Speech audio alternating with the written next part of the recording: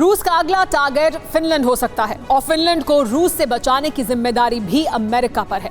Finland पर हमले का मतलब अमेरिका को सीधी चुनौती होगी और यही वजह है कि रूस एक बड़े युद्ध की तैयारी में जुट गया है। रूस तेजी से समंदर में अपनी ताकत को बढ़ा रहा है। दूसरी तरफ हथियारों का प्रोडक्शन भी तेज कर दिया गया है। रूस की प्लानिंग को देखते हुए अमेरिकी सेना भी अपनी ताकत बढ़ा रही है। मिसाइलों की बड़ी खेप तैयार करने का ऑर्डर दिया गया है। रूस और अमेरिका की तैयारी ऐसी है कि भविष्य में एक बहुत बड़ा युद्ध लड़ा जा सके। यूक्रेन में युद्ध जारी है और अब एक महायुद्ध की भी तैयारी है।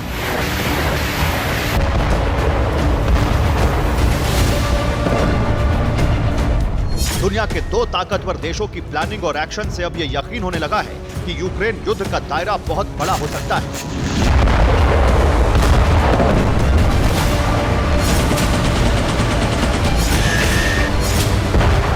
पिछले एक साथ जो आशंकाएं हैं वो सच साबित हो सकती हैं।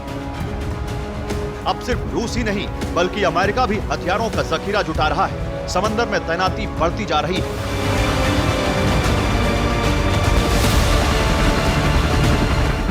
ऐसे कई संकेत मिल रहे हैं जिससे अंदाजा हो रहा है कि रूस अमेरिका दोनों एक बहुत बड़ी युद्ध की तैयारी में। महाशक्तिशाली देशों की लिस्ट में शामिल रूस 2023 में और ज्यादा ताकतवर होने वाला है। ऐसे ऐसे हथियार तैयार हैं जो रूस की न्यूक्लियर पावर को 2 गुना 3 गुना करने जा रहे हैं।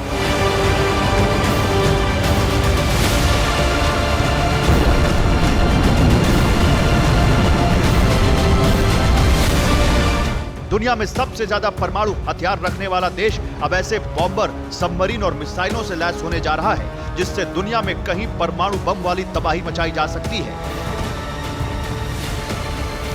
पिछले साल दिसंबर में रूस ने emperor Alexander III nuclear submarine cruiser को लॉन्च किया था। बोरोई क्लास की यह पनडुब्बी अब रशियन नेवी को मिलने वाली है। पनडुब्बी 16 बुलावा बैलिस्टिक मिसाइलों से लैस है। इन मिसाइलों को एंटी मिसाइल डिफेंस सिस्टम पकड़ नहीं सकता। सबमरीन में 533 mm का 6 टॉर्पीडो ट्यूब लगाया गया है।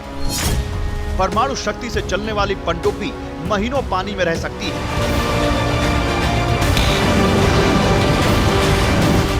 - 2023 के बाद भी रूस अगले 2 साल में समंदर में बेहद ज्यादा ताकतवर हो जाएगा। रूस की मीडिया में छपी एक रिपोर्ट के मुताबिक 2024 तक रूस पनडुब्बी की एक नई डिवीजन तैयार करेगा। रूस की सभी पनडुब्बियां परमाणु हमला करने में सक्षम होंगी। रूस की सबमरीन पोसाइडन सुपर टॉर्पीडो से लैस होगी। रूस की प्लानिंग के मुताबिक 2024 के अंत तक रशियन नेवी को नई सबमरीन की खेप मिलने लगेगी। रूस का मिशन 2025 तक बेहद ताकतवर सबमरीन को प्रशांत महासागर के बेड़े में शामिल करना है।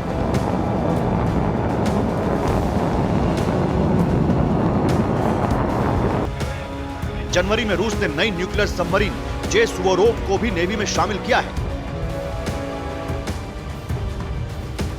यह पनडुब्बी बोरोई ए प्रोजेक्ट की दूसरी पनडुब्बी है। इसमें कई मिसाइल, टॉर्पीडो, नेविगेशन सिस्टम और सोनार सिस्टम लगाए गए हैं। यह रूसी पनडुब्बी चौथी पीढ़ी की मानी जाती है और इसे समंदर की गहराई में लोकेट कर पाना बहुत मुश्किल है। इसके अलावा रूस की सामरिक मिसाइल फोर्स को ICBM के साथ 22 लॉन्चर मिलेंगे जिनमें यार्ड्स मिसाइल भी शामिल है।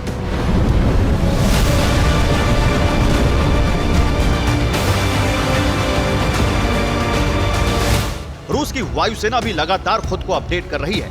ये रूस का Tu-160M बॉम्बर है। ये बॉम्बर परमाणु और दूसरे पारंपरिक हथियारों से हमला करने में सक्षम है। रिपोर्ट्स में दावा किया गया है कि Tu-160M दुनिया का सबसे भारी सुपरसोनिक सैन्य विमान है।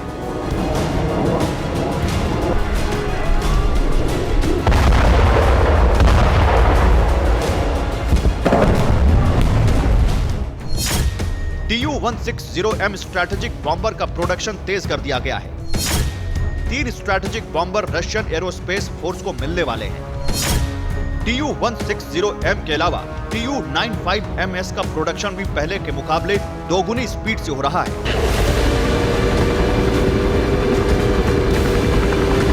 रूस ने अपने अटैक हेलीकॉप्टर को भी अपग्रेड कर लिया है। रूसी सेना ने अपने Ka-52M का इस्तेमाल युद्ध की शुरुआत से किया है और अब ये हेलीकॉप्टर और ज्यादा घातक हो गया है।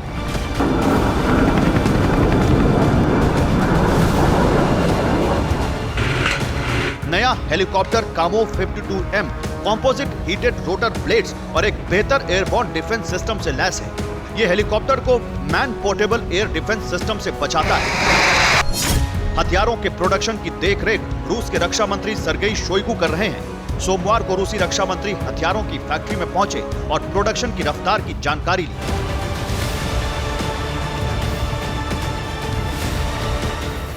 रूस के विदेश मंत्री सर्गेई लावरोव ने एक बार फिर नाटो देशों को चेतावनी दी है। लावरोव ने कहा है कि रूस को नाटो को हद में रखने के लिए सख्त फैसले लेने होंगे। रूस की आक्रामकता को देखते हुए तैयारी अमेरिका में भी चल रही है। अमेरिकी सेना ने लॉकहीड मार्टिन नाम की कंपनी को joint air to ground missile और हेल फायर मिसाइलों को ऑर्डर दिया है। यूएस आर्मी ने लॉकहीड मार्टिन कंपनी को $4.5 बिलियन का ऑर्डर दिया है। कंपनी मिसाइलों के प्रोडक्शन की तैयारी शुरू कर चुकी है। अमेरिका की सेना को करीब 3 महीने बाद से ही मिसाइलों की सप्लाई मिलने लगेगी। लॉकहीड मार्टिन की joint air to ground missile को हेलीकॉप्टर या ड्रोन से भी फायर किया जा सकता है। अमेरिका की नेवी भी यूक्रेन युद्ध के बाद से लगातार एक्टिव है।